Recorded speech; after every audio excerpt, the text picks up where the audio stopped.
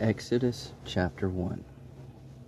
These are the names of the sons of Israel who came to Egypt with Jacob, each with his household: Reuben, Simeon, Levi, and Judah; Issachar, Zebulun, and Benjamin; Dan and Naphtali; Gad and Asher. All the descendants of Jacob were 70 persons. Joseph was already in Egypt. Then Joseph died, and all his brothers and all that generation. But the people of Israel were fruitful and increased greatly. They multiplied and grew exceedingly strong, so that the land was filled with them. Now there arose a new king over Egypt, who did not know Joseph. And he said to his people, Behold, the people of Israel are too many and too mighty for us. Come, let us deal shrewdly with them, lest they multiply, and if war breaks out, they join our enemies and fight against us and escape from the land. Therefore they set taskmasters over them to afflict them with heavy burdens. They built for Pharaoh store cities, Pithom and Ramses. But the more they were oppressed, the more they multiplied, and the more they spread abroad. And the Egyptians were in dread of the people of Israel. So they ruthlessly made the people of Israel work as slaves, and made their lives bitter with hard service, in mortar and brick, and in all kinds of work in the field. In all their work they ruthlessly made them work as slaves. Then the king of Egypt said to the Hebrew midwives, one of whom was named Shiphrah, and the other Puah, When you serve as midwife to the Hebrew women, and see them on the birth stool, if it is a son, you shall kill him, but if it is a daughter, she shall live. But the midwives feared God, and did not do as the king of Egypt commanded them, but let the male children live. So the king of Egypt called the midwives, and said to them, Why have you done this, and let the male children live? The midwives said to Pharaoh, Because the Hebrew women are not like the Egyptian women, for they are vigorous and give birth before the midwife comes to them. So God dealt well with the midwives. And the people multiplied and grew very strong. And because the midwives feared God, he gave them families. Then Pharaoh commanded all his people, Every son that is born to the Hebrews you shall cast into the Nile, but you shall let every daughter live. Chapter 2. Now a man from the house of Levi went and took as his wife a Levite woman. The woman conceived and bore a son, and when she saw that he was a fine child, she hid him 3 months. When she could hide him no longer, she took for him a basket made of bulrushes, and daubed it with bitumen and pitch. She put the child in it, and placed it among the reeds by the river bank. And his sisters stood at a distance to know what would be done to him. Now the daughter of Pharaoh came down to bathe at the river, while her young women walked beside the river. She saw the basket among the reeds, and sent her servant woman, and she took it. When she opened it, she saw the child, and behold, the baby was crying. She took pity on him, and said, This is one of the Hebrews' children. Then his sister said to Pharaoh's daughter, Shall I go and call you a nurse from the Hebrew women to nurse the child for you? And Pharaoh's daughter said to her, Go. So the girl went and called the child's mother. And Pharaoh's daughter said to her, Take this child away and nurse him for me, and I will give you your wages. So the woman took the child and nursed him. When the child grew older, she brought him to Pharaoh's daughter, and he became her son. She named him Moses, because, she said, I drew him out of the water. One day, when Moses had grown up, he went out to his people and looked on their burdens, and he saw an Egyptian beating a Hebrew, one of his people. He looked this way and that, and seeing no one, he struck down the Egyptian and hid him in the sand. When he went out the next day, behold, 2 Hebrews were struggling together. And he said to the man in the wrong, Why did you strike your companion? He answered, Who made you a prince and judge over us? Do you mean to kill me as you killed the Egyptian? Then Moses was afraid, and thought, Surely the thing is known. When Pharaoh heard of it, he sought to kill Moses. But Moses fled from Pharaoh, and stayed in the land of Midian. and he sat down by a well. Now the priest of Midian had 7 daughters, and they came and drew water and filled the troughs to water their father's flock. The shepherds came and drove them away, but Moses stood up and saved them, and watered their flock. When they came home to their father Reuel, he said, "How is it that you have come home so soon today?" They said, "An Egyptian delivered us out of the hand of the shepherds, and even drew water for us and watered the flock." He said to his daughters, "Then where is he? Why have you left the man? Call him, that he may eat bread." And Moses was content to dwell with the man, and he gave Moses his daughter Zipporah. She gave birth to a son, and he called his name Gershom, for he said, "I have been a sojourner in a foreign land." During those many days the king of Egypt died, and the people of Israel groaned because of their slavery and cried out for help. Their cry for rescue from slavery came up to God, and God heard their groaning, and God remembered his covenant with Abraham, with Isaac, and with Jacob. God saw the people of Israel, and God knew. Chapter 3. Now Moses was keeping the flock of his father-in-law Jethro, the priest of Midian, and he led his flock to the west side of the wilderness and came to Horeb, the mountain of God. And the angel of the Lord appeared to him in the flame of fire out of the midst of a bush. He looked, and behold, the bush was burning, yet it was not consumed. And Moses said, "I will turn aside to see this great sight, why the bush is not burned." When the Lord saw that he turned aside to see, God called to him out of the bush, "Moses, Moses." And he said, "Here I am." Then he said, "Do not come near. Take your sandals off your feet, for the place on which you are standing is holy ground." And he said, "I am the God of your father, the God of Abraham, the God of Isaac, and the God of Jacob."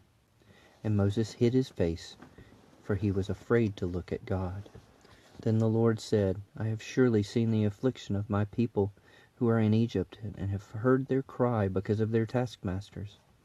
I know their sufferings, and I have come down to deliver them out of the hand of the Egyptians, and to bring them up out of that land to a good and broad land, a land flowing with milk and honey, to the place of the Canaanites, the Hittites, the Amorites, the Perizzites, the Hivites, and the Jebusites.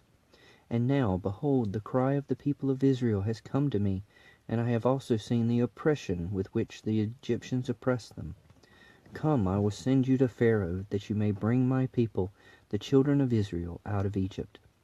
But Moses said to God, "Who am I that I should go to Pharaoh and bring the children of Israel out of Egypt?"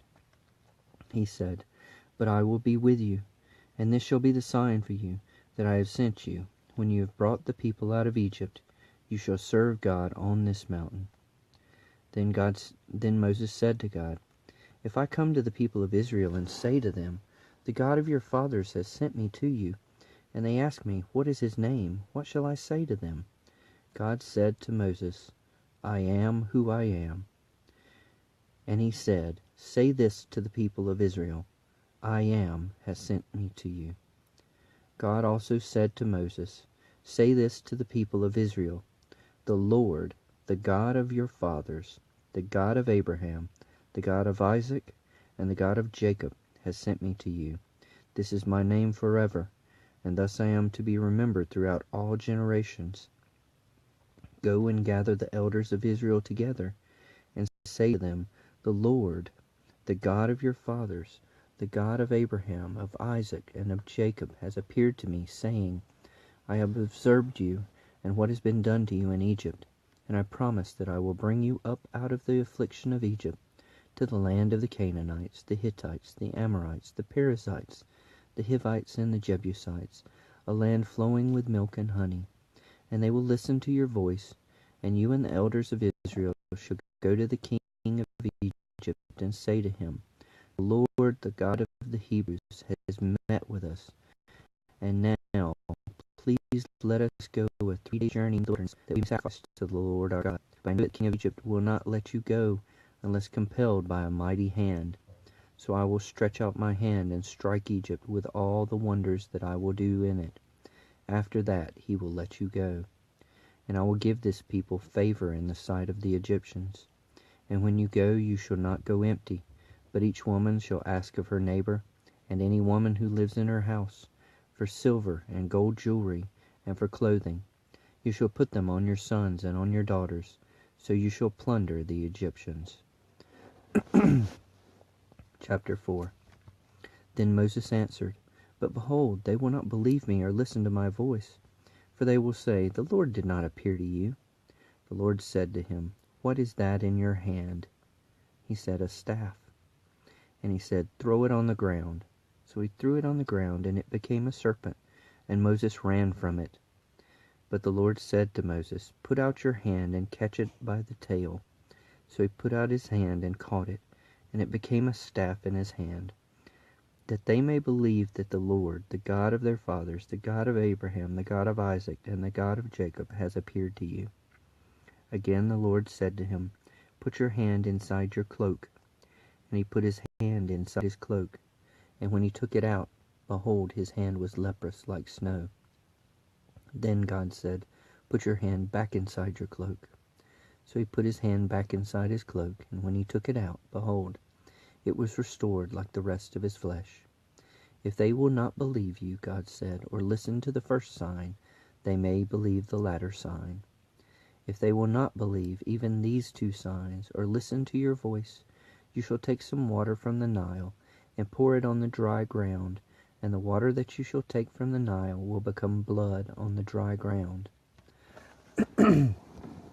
But Moses said to the Lord, O my Lord, I am not eloquent, either in the past or since you have spoken to your servant, but I am slow of speech and of tongue.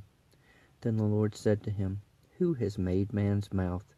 Who makes him mute or deaf, or seeing or blind? Is it not I, the Lord? Now therefore go, and I will be with your mouth, and teach you what you shall speak.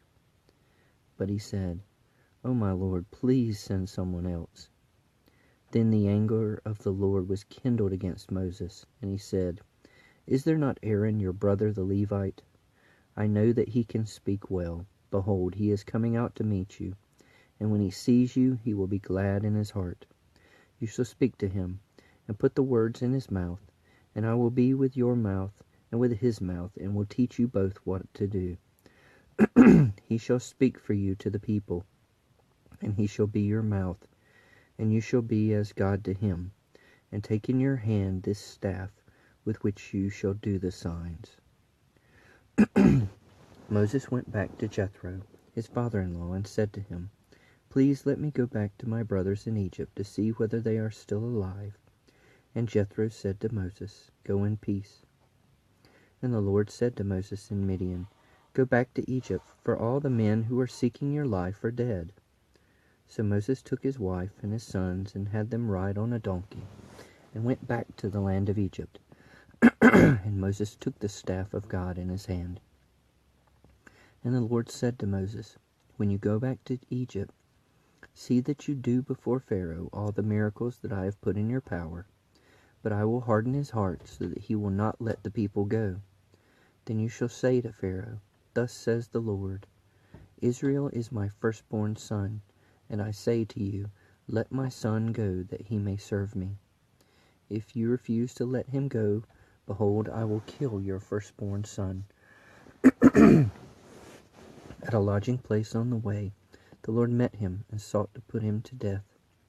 Then Zipporah took a flint and cut off her son's foreskin and touched Moses' feet with it and said, Surely you are a bridegroom of blood to me. So he let him alone. It was then that she said, a bridegroom of blood, because of the circumcision. The Lord said to Aaron, Go into the wilderness to meet Moses. So he went and met him at the mountain of God and kissed him. And Moses told Aaron all the words of the Lord with which he had sent him to speak, and all the signs that he had commanded him to do. Then Moses and Aaron went and gathered together all the elders of the people of Israel. Aaron spoke all the words that the Lord had spoken to Moses, and did the signs in the sight of the people. And the people believed. And when they heard that the Lord had visited the people of Israel, and that he had seen their affliction, they bowed their heads and worshipped. Chapter 5. Afterward Moses and Aaron went and said to Pharaoh, Thus says the Lord, the God of Israel, Let my people go, that they may hold a feast to me in the wilderness. But Pharaoh said, Who is the Lord, that I should obey his voice and let Israel go? I do not know the Lord, and moreover I will not let Israel go. Then they said, The God of the Hebrews has met with us. Please let us go a 3 days' journey into the wilderness, that we may sacrifice to the Lord our God, lest he fall upon us with pestilence or with the sword. But the king of Egypt said to them, Moses and Aaron, why do you take the people away from their work? Get back to your burdens. And Pharaoh said, Behold, the people of the land are now many, and you make them rest from their burdens.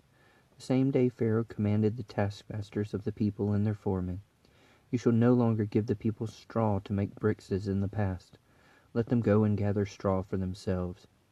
But the number of bricks that they made in the past you shall impose on them. You shall by no means reduce it, for they are idle. Therefore they cry, Let us go and offer sacrifice to our God. Let heavier work be laid on the men, that they may labor at it and pay no regard to lying words. So the taskmasters and the foremen of the people went out and said to the people, I will not give you straw. Go and get your straw yourselves, wherever you can find it, but your work will not be reduced in the least. So the people were scattered throughout all the land of Egypt to gather stubble for straw.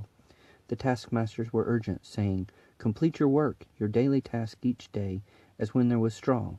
And the foremen of the people of Israel, whom Pharaoh's taskmasters had set over them, were beaten and were asked, Why have you not done all your task of making bricks today and yesterday, as in the past? Then the foremen of the people of Israel came and cried to Pharaoh, Why do you treat your servants like this?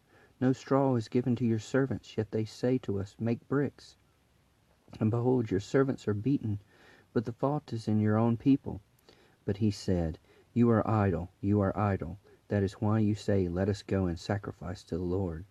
Go now and work. No straw will be given you, but you must still deliver the same number of bricks.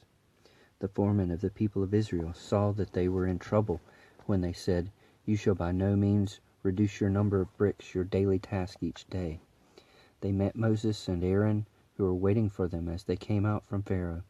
And they said to them, The Lord look on you and judge, because you have made us stink in the sight of Pharaoh and his servants, and have put a sword in their hand to kill us. Then Moses turned to the Lord and said, O Lord, why have you done evil to this people? Why did you ever send me? For since I came to Pharaoh to speak in your name, he has done evil to this people, and you have not delivered your people at all.